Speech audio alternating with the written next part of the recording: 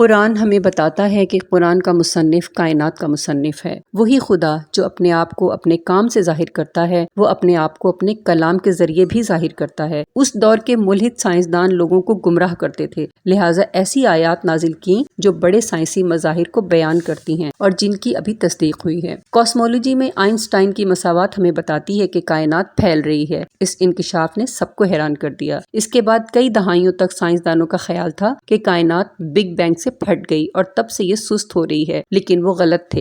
कायनात की तौसी हाल ही में तेज हो गई है। ये पुरअसरार दोबारा तौसी, जिसको हम तारीक तवानाई कहते हैं, तकरीबन 5 बिलियन साल पहले एक पुरअसरार एंटी ग्रेविटी ने कायनात को एक बार फिर बाहर की तरफ धकेलना शुरू किया। कुरान पाक ने इसकी मुकम्मल वजाहत की है। ये हैरान कुन आयत हमें सिर्फ ये नहीं बताती कि कायनात फैल चुकी है। अरबी का लफ्ज लामूसी हमें बताता है कि कायनात मुसलसल फैल रही है।